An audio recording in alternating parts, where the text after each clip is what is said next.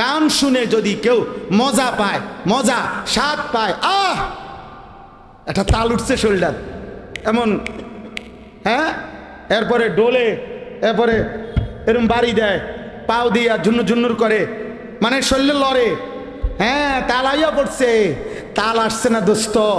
ইমামে আজম বলছে গান শুনে যে মজা পায়, বাদ্য শুনে যে মজা পায়, খোদার কসম তিনি ফতুয়া দিয়েছেন এটা কুফরি, কুফরি, কুফরি, কুফরি। এটা আল্লাহ আপনি যদি আমার কিয়ামত পর্যন্ত হায়াত দেন তো আমি আদমের সন্তান সব জাহান্নামী বানায় দেব, নাউজুবিল্লাহ। আল্লাহ বলছে ইবলিস যা বাইর, ঠিক আছে, তুই তোর সৈন্য সামন্ত, তোর দল বল এবং তোর শব্দ, তোর সুর, তোর কণ্ঠ, তোর আওয়াজ যা কিছু দিয়া পারস তুই আমার বান্দাদেরকে আমার পথ থেকে সরায় দিস, শুধু ওরে বলে দিস আমার নাফরমান বান্দারে আমি আখেরাতে তুই শয়তান আর তোর অনুসারীদেরকে একই সাথে জাহান্নাম পূর্ণ করব। বাকি আমি এটাও বলে রাখি, আমি আল্লাহ, ইন্না ইবাদি লাইসা লাকা আলাইহিম সুলতান, আমার প্রকৃত বান্দা যে আমার গোলামি করে তার উপরে তোর ক্ষমতা চলবে না, বরং আমার বান্দা সেজদা দিলে, আমারে মানতে চাইলে, আমার দিকে এক কদম এগিয়ে আসলে 1000 কদম আগাইয়া আমি আল্লাহ তাকে হেফাজত করব। অতএব ওইখানে আছে এই যে ওয়াস্তাফজিজ মানিস্তাতা মিনহুম বিসাউতিক, আল্লাহ বলছে তোর শব্দ দিয়ে তুই আমার বান্দাদেরকে আমার পথ থেকে সরাইস।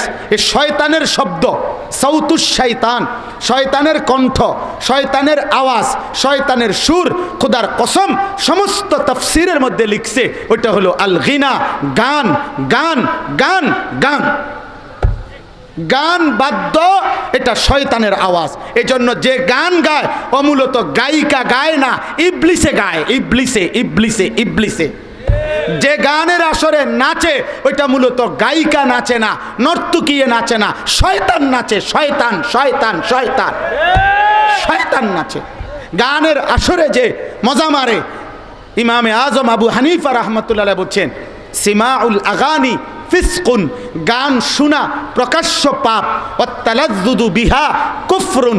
ইমামে আজম আবু হানিফা বলে গান শুনে যদি কেউ মজা পায়, মজা স্বাদ পায়, একটা তাল উঠছে শরীরটার এমন, হ্যাঁ, এরপরে ডোলে, এরপরে এরম বাড়ি দেয়, পাও দিয়া ঝুন্নুর ঝুন্নুর করে, মানে শরীরে লড়ে, হ্যাঁ, তাল আইয়া পড়ছে, তাল আসছে না দোস্ত।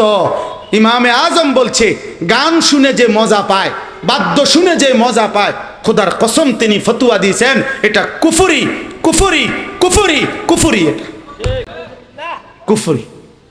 অতএব শেষ আমার কথা এটা, আর অনেক দলিল আছে, আমি শুধু এতটুকু আজকের কিশোর ভাই, নওজোয়ান ভাই প্রত্যেকের কাছে, হে মুসলমান বাবা যাদের ঘরে প্রতিনিয়ত নাটক চলে, সিনেমা চলে, আরে টেলিভিশনের নর্তকীর আওয়াজ হয়, ওইখানে কিন্তু গান হয়, ওইখানে বাদ্য হয়, ওই আসর ফাসেকের আসর, পাপীদের ঘর ওইটা, পাপীদের আড্ডাখানা ওইটা, যেই বিবি বসে, যেই স্ত্রী সন্তান এভাবে গোলাকার হয়ে সোফায় বসে এই নর্তকীর নাচ অথবা গান বাদ্যর আওয়াজ শুনতেছে, আপনার ঘর ফাসেক ফুজ্জারের পাপীর আড্ডাখানা ছাড়া আর কিচ্ছু না এটা।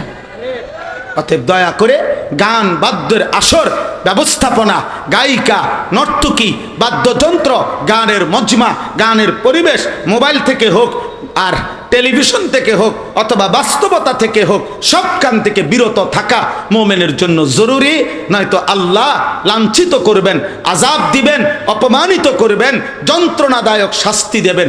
আল্লাহ আমাকে, আমার কিশোর নওজোয়ান বন্ধুদেরকে, সর্বস্তরের মুসলমান পুরুষ নারীকে গান বাদ্যের ভয়াল অভিশাপ থেকে হেফাজত করেন, আমিন। সুবহানাল্লাহি ওয়া বিহামদিহি।